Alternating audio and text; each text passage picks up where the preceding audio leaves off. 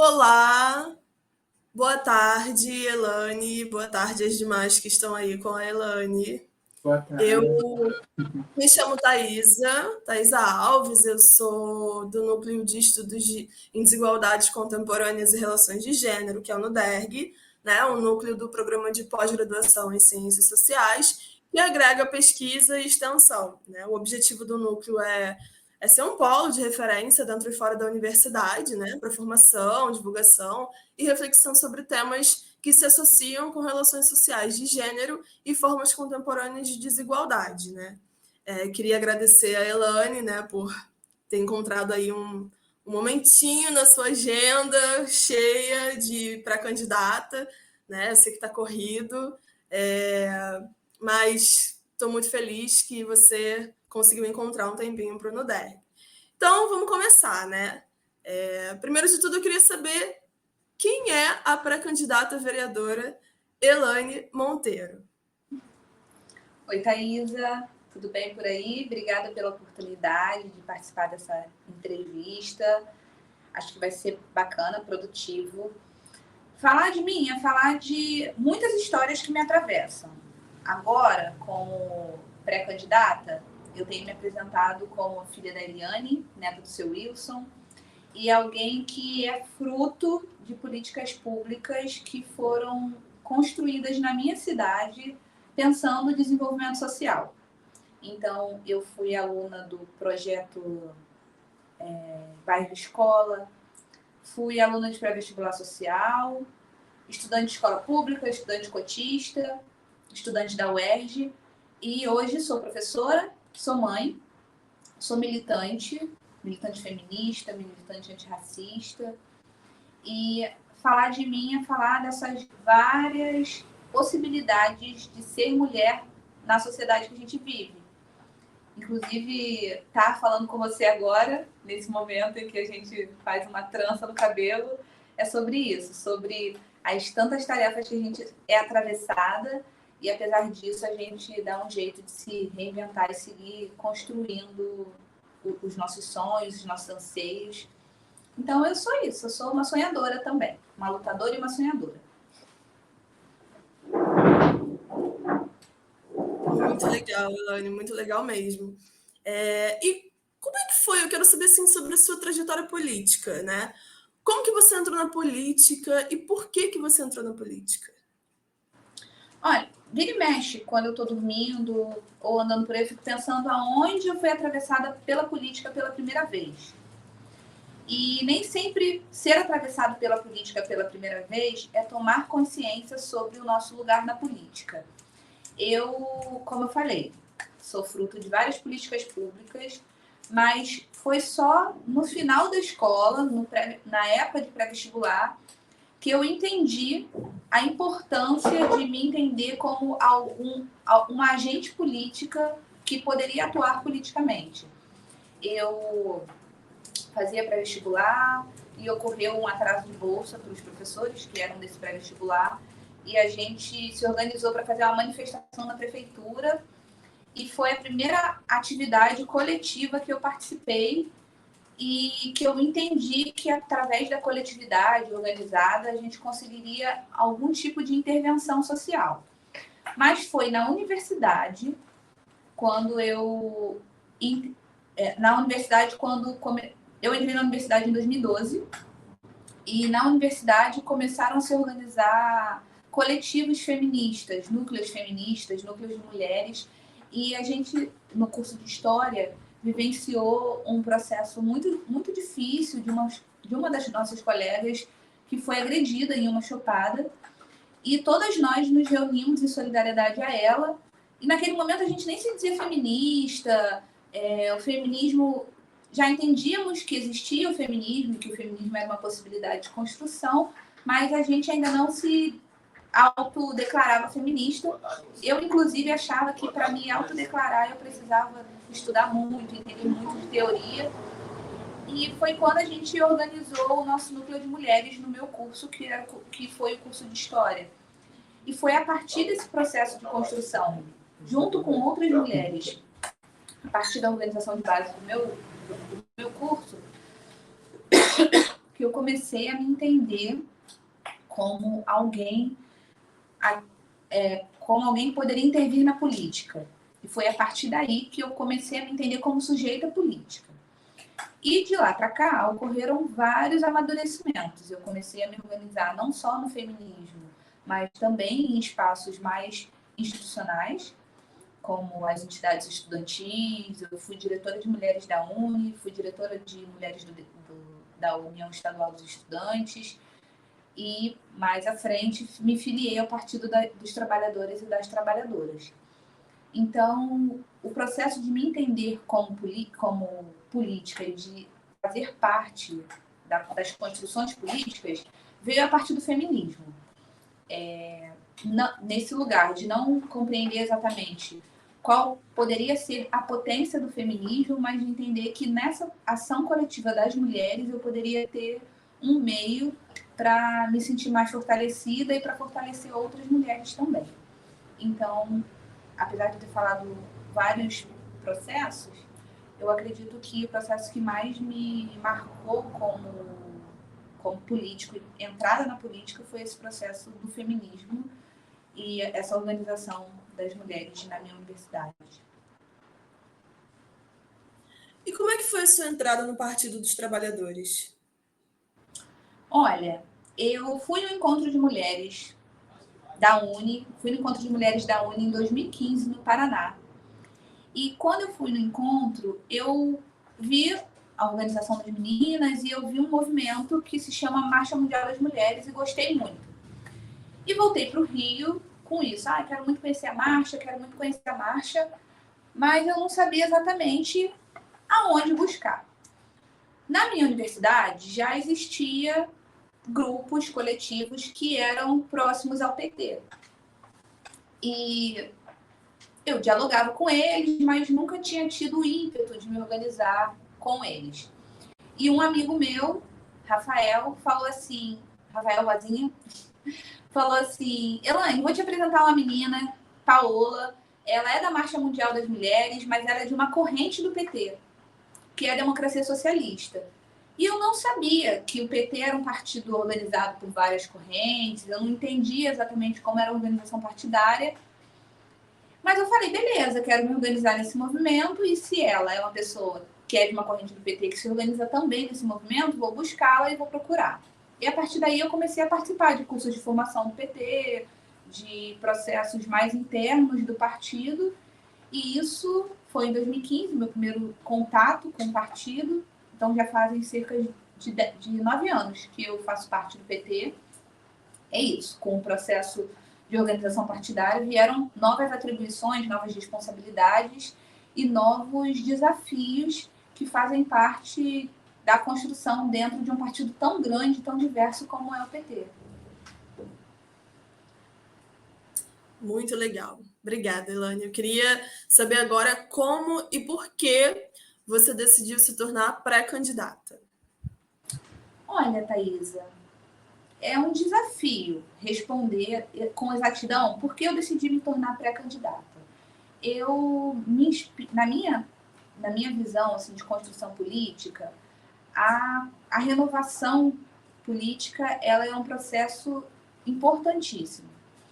Então, junto com a minha geração de mulheres feministas, jovens, que vieram nessas diversas lutas que a gente acompanhou na última década, o processo do Fora Cunha, contra a PL 1669, não lembro se é 1669 ou 1569. Vocês lembram dessa PEC? Do Fora Cunha? Esqueci o número agora. Mas contra a PEC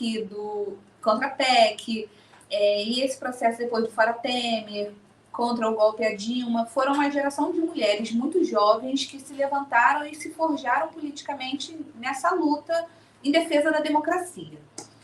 Então, quando surgiu a possibilidade de ser pré-candidata na cidade que eu nasci, cresci, estudei e moro, eu vi com muitos bons olhos a possibilidade de apresentar para a minha cidade um debate político que carregasse consigo essa defesa de tantas pautas que atravessam a vida das pessoas e que nem sempre elas conseguem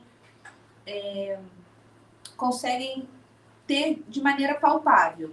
Então, a minha intenção e o meu ímpeto, o meu ânimo em construir uma campanha, de ter aceitado ser pré-candidata em Nova Iguaçu, é possibilitar a ampliação dos debates que a gente vê a nível nacional, que muitas vezes o governo federal apresenta, ou de políticas que o governo federal, o governo Lula, apresenta, e que a gente não consegue refletir a partir de um discurso, de uma narrativa, nessas disputas nos municípios.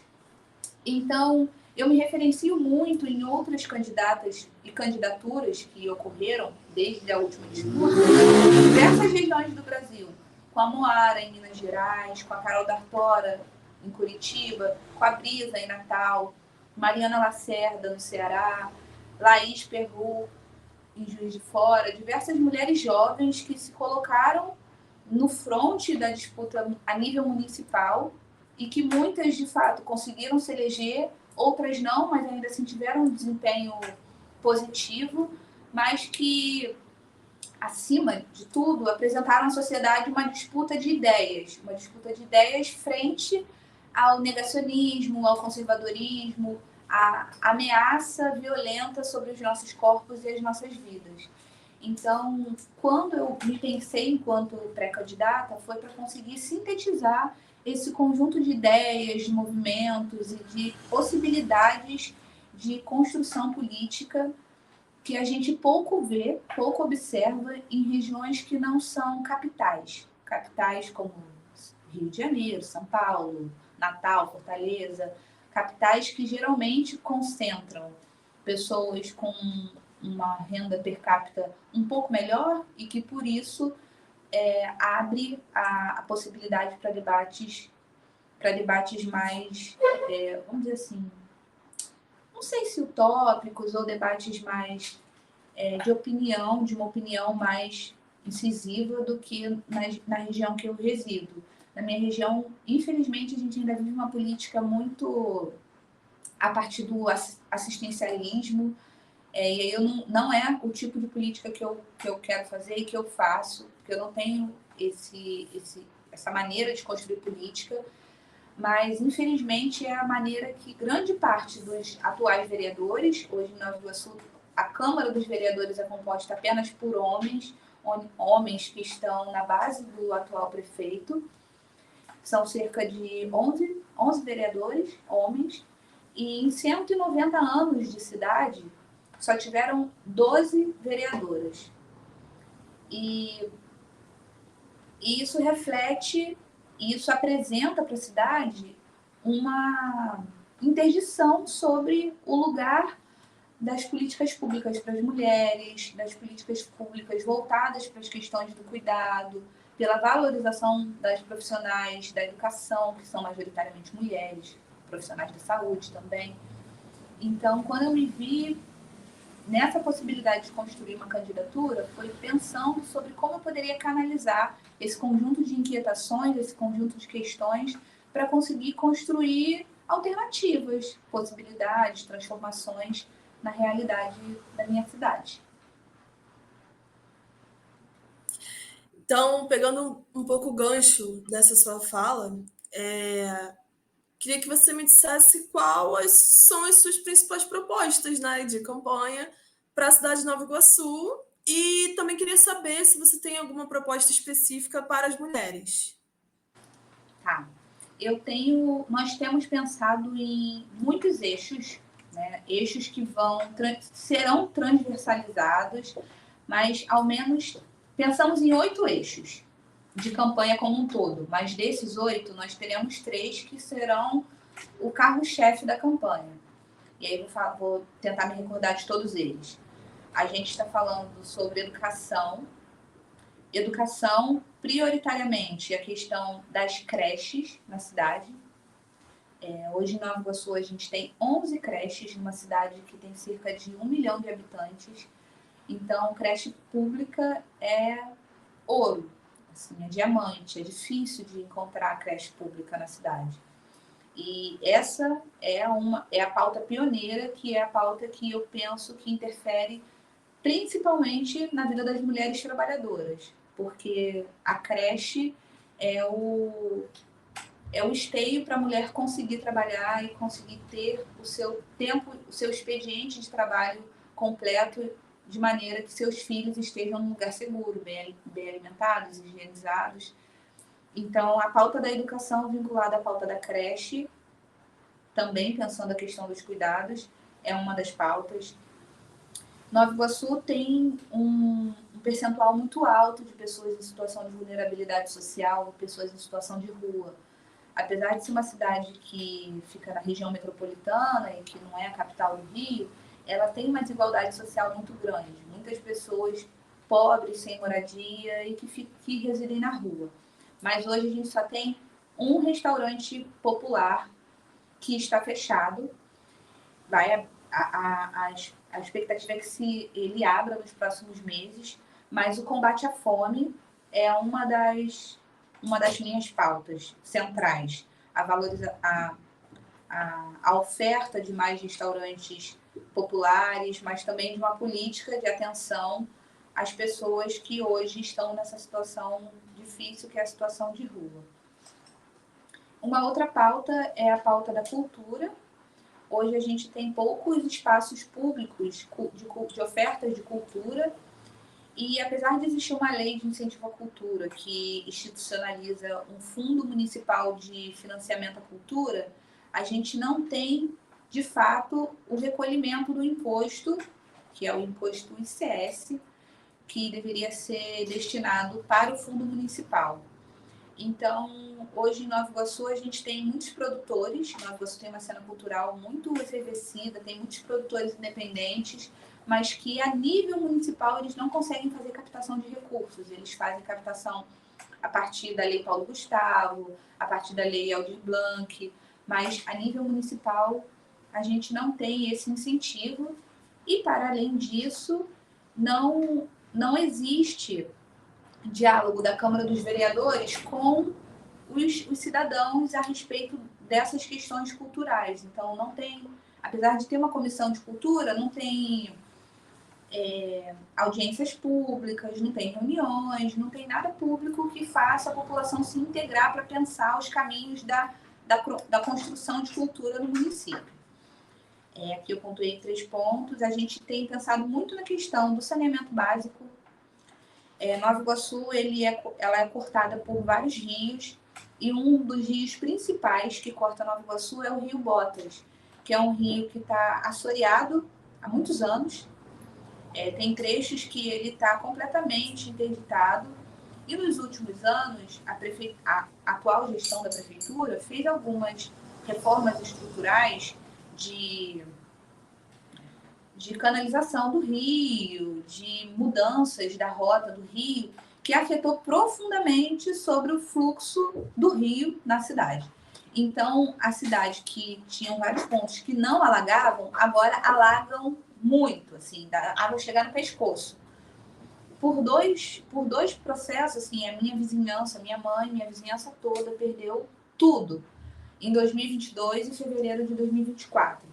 E quando a gente avalia os estudos e as leituras sobre as mudanças climáticas que estão ocorrendo em todo o mundo, pensando principalmente sobre a questão do racismo ambiental, quando a gente pensa as implicações disso em cidades que são cidades, né, as cidades da Baixada Fluminense, é uma questão muito estruturante, porque a questão do saneamento básico é tanto a limpeza dos rios e despoluição, mas também a coleta regular de lixo, que não é uma realidade. A urgência de se ter controle de endemias na cidade. A gente, recentemente, na grande mídia, saíram algumas notícias sobre um caramujo que tem uma verme que é contaminada com meningite. É uma doença quase fatal. E um dos casos que foi relatado no jornal foi em Nova Iguaçu, um aumento desse caramujo em Nova Iguaçu. Então, a questão do saneamento é uma das questões. E aí, para não me alongar muito, eu vou falar só desses 4 pontos, que eu acho que são pontos mais estruturantes. Mas tem outros pontos também que a gente está pensando. Obrigada. Então, agora a gente já está, né, na metade da entrevista E eu queria entender como que está a organização dessa pré-campanha, né? E entender também quais desafios você tem enfrentado nesse processo de construção, né, de uma pré-candidatura. Olha, eu vou tentar nortear por dois desafios. Um desafio é da vida privada, da vida pessoal, que é o desafio do trabalho do cuidado. Eu tenho Vitor, eu sou mãe solo e eu sou mãe solo, sou a principal cuidadora dele. Então a minha vida é organizada a partir do tempo da creche. Eu posso trabalhar no tempo que ele está na creche, posso militar, posso construir qualquer coisa política no tempo em que ele está na creche. Geralmente as reuniões de pré-campanha são à noite. E quando acontecem as reuniões, eu preciso dar um jeito. Alguém pode buscar o Vitor, e geralmente são duas pessoas que me ajudam. O meu amigo Lucas e a Maíra, que também é pré-candidata, e é minha amiga, madrinha do Vitor. Então, quando eu preciso de um help, eu falo, Maíra, busca o Vitor hoje, fica com o Vitor.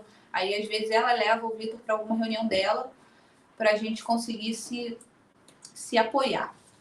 E então, o trabalho do cuidado é um desafio a partir da maternidade.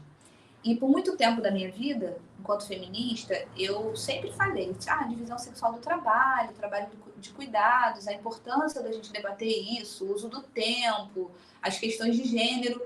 Mas foi quando eu me tornei mãe que eu entendi a preciosidade que é o tempo na nossa vida. E sobre como o capitalismo, o patriarcado cerceiam a gente através das possibilidades do nosso uso do tempo. Então, esse é um dos desafios.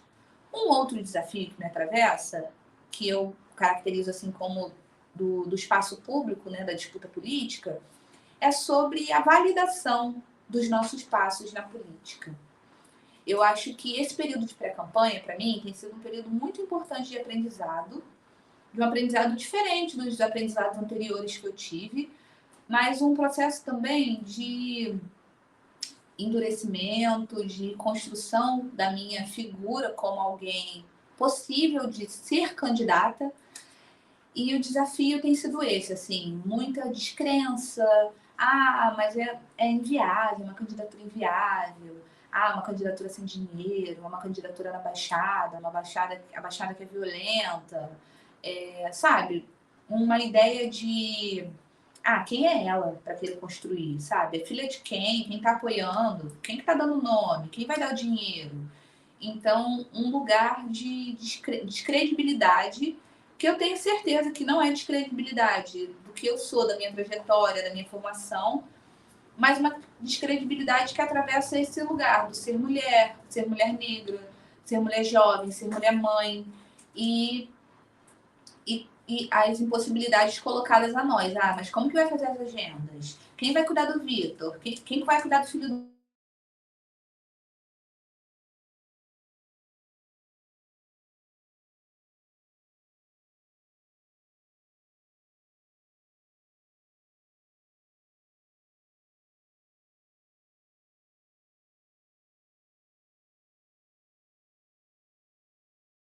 Um desafio... Então, um desafio político que eu vejo nesse lugar da disputa pública é esse desafio colocado a alguém que está rompendo ou provocando esse lugar que é um lugar que nós ocupamos pouco, que nós somos subrepresentadas. E eu tenho ouvido isso, assim, coragem, né? Vai construir numa baixada, uma Nova Iguaçu, uma baixada tão violenta, com quem que ela está querendo disputar, ou que lugares ela quer entrar. E aí, agora nesse período de pré-campanha, eu escolhi uma frase que é a frase, né, transitória, porque na campanha a gente tem que mudar tudo, que é assim, para semear a transformação política em Nova Iguaçu. E um dirigente do PT falou para minha coordenadora de campanha, semear, essa palavra aí não vai colar não, as pessoas não sabem o que é isso. Aí ela falou, Ela falou, ah, não, ninguém sabe o que é semear, não. Depois a gente ficou debatendo, sabe, sobre o que é semear. Uma cidade que tem muitas pessoas da agricultura familiar, que tem muitas pessoas que são cristãos, são religiosos e que falam muito sobre semeadura. Então, e é uma palavra popular, mas que vem, o questionamento colocado por esse dirigente veio desse lugar, da validação, da construção dessa campanha como uma campanha viável a estar nesse processo de disputa. E eu não sei se eu falei em algum momento, mas eu sou a única candidata jovem da federação. A federação é o PT, o PV e o PCdoB. E eu sou a única candidata jovem. Então, eu acho que os desafios são os desafios que para mim, são esses dois desafios estruturantes, o desafio do espaço privado, mas também esse desafio do espaço público, que é o espaço do questionamento, da invalidação, da tentativa de invalidação, e que esse processo de pré-campanha tem sido um processo de provocação, assim, de apresentar, colocar a cara, é isso, vamos construir, vamos fazer, e vamos ver no que vai dar. Mas que a expectativa de colheita é uma expectativa de organização de pessoas, de conseguir mobilizar pessoas que não fazem parte da política formal, mas que podem se reconhecer nesse processo de construção. Então, o saldo político da campanha, a expectativa de saldo político da campanha, vai além, de fato, do que a eleição, mas vai no lugar da apresentação para a cidade, a apresentação dessa possibilidade de construção coletiva. Acho que é isso. Muito legal. E eu queria entender, então, agora, na sua percepção, quais são os principais desafios que as mulheres enfrentam como pré-candidatas ao cargo de vereança? Olha, Thaís, eu não quero ser repetitiva, mas eu observo que no conjunto de pessoas que eu vi, né, de colegas dessa trajetória, tanto dos colegas que se elegeram ou não, é esse lugar de não é, agora não é o momento, espera mais um pouco, vamos amadurecer mais essa ideia, quem sabe no próximo pleito. Tem sempre alguém mais experiente, alguém com mais dinheiro, alguém com mais alcance, alguém que está mais pronto para ocupar esse espaço que não as mulheres jovens. Então, acho que o desafio é o desafio de conseguir ser reconhecida como uma liderança, ser reconhecida como uma potência política, mesmo você sendo uma mulher negra, uma mulher jovem, uma mulher LGBTQIA+. Então, eu acho que o desafio colocado às mulheres é esse desafio de você conseguir ser firme, apesar das inseguranças que podem surgir no processo, no seu próprio processo. Inseguranças que você reconhece, que eu reconheço em mim mesmo, que eu acredito que outros colegas também possam reconhecer, e esses vários atravessamentos que vêm desse lugar da descredibilidade, do não incentivo político. Então, acho que esse é um dos desafios que as mulheres enfrentam, e as diversas violações, as diversas ameaças que atravessam a construção política das mulheres também. Felizmente, eu nunca sofri nenhuma ameaça, mas conheço diversas colegas que sofreram ameaças, assim, ameaça de vida, ameaça de morte, ameaça de violência física, xingamentos, chantagens emocionais. Então, acho que a violência contra a mulher, ela surge também no espaço da política. E eu acho que esses são os desafios mais impostos às mulheres.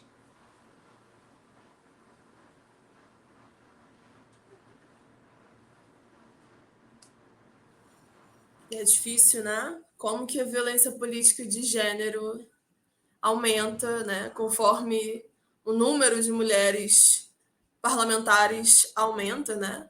Essa reação é muito forte. E Bom, chegamos às considerações finais.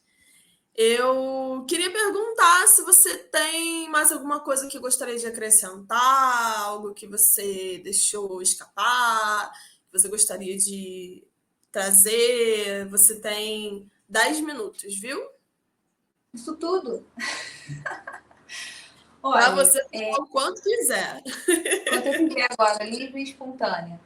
Eu vou retomar essa questão da violência política de gênero, porque eu acho que esse termo, eu não sei dizer se esse termo é antigo ou é novo, mas a gente já viu muitos episódios. Eu lembro quando a gente viveu aquele processo do golpe contra a Dilma e quando colocaram aquele adesivo na bomba de gasolina dos veículos, que era um adesivo com o rosto da Dilma e uma pessoa de perna aberta. E sobre como aquilo foi violento e uma política de gênero, uma política de violência de gênero, e sobre como o governante que se elegeu depois veio carregando esse discurso da subalternização das mulheres, da população negra. Então, a, a, a construção política colocada a nós, independente de ser a disputa institucional, a disputa formal, mas eu acredito que a urgência da nossa geração de mulheres, de jovens, é a geração de reconstruir e calcificar a democracia do nosso país. Então, a gente tem um desafio que vai para além da disputa dos votos. É um desafio da disputa ideológica mesmo, de conseguir reafirmar que nós somos gente, que nós devemos ser respeitadas, que a juventude.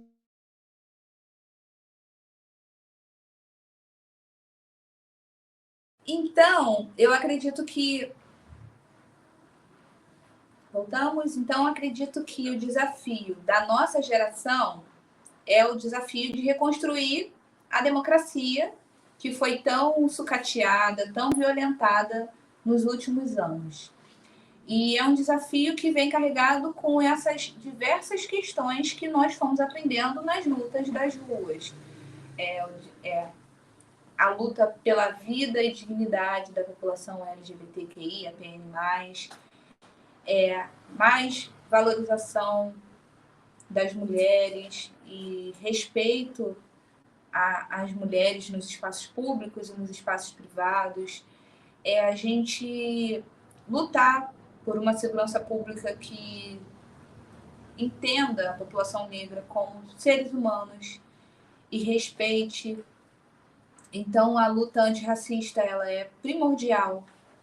A construção de alternativas ao que o Estado tem imposto nos territórios hoje militarizados por todo o Brasil, não só no Rio de Janeiro, em diversas periferias em outros estados também, mas que são cruciais para o desenvolvimento da população.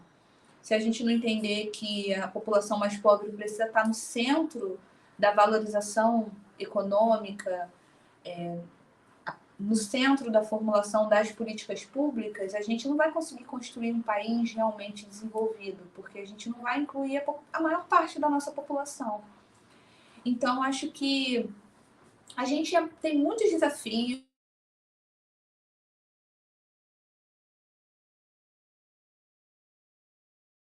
Então, é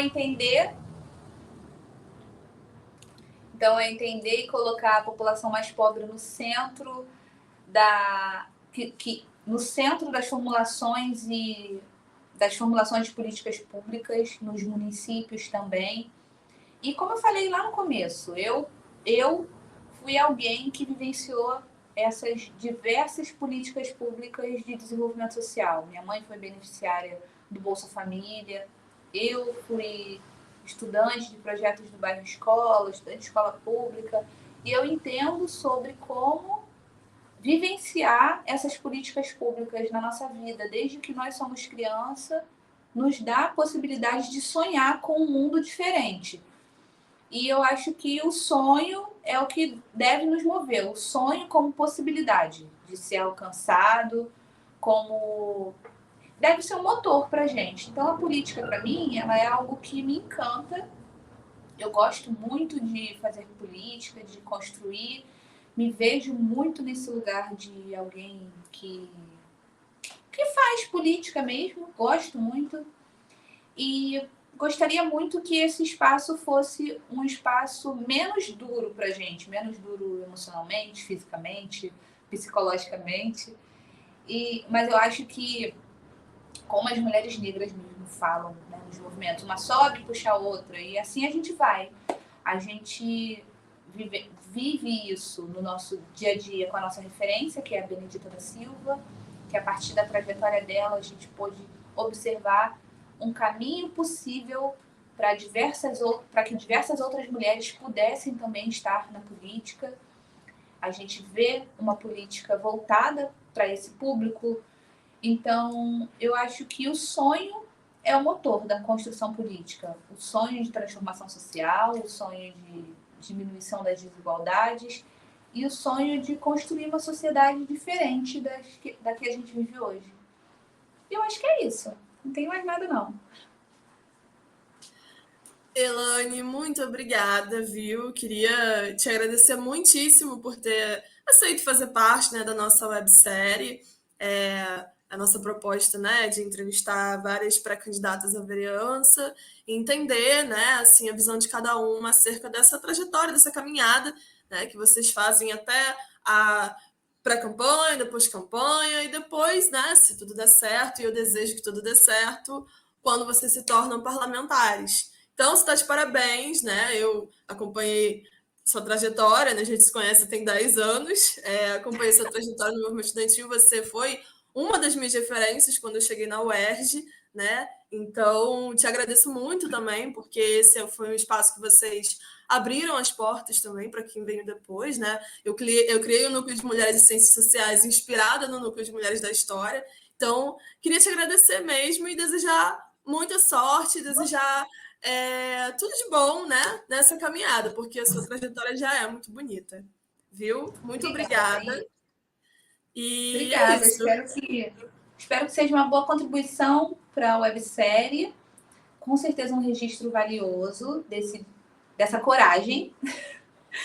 E eu admiro muito você também, a pesquisadora que você está se forjando. E que bom que você tem recebido o devido reconhecimento com as premiações.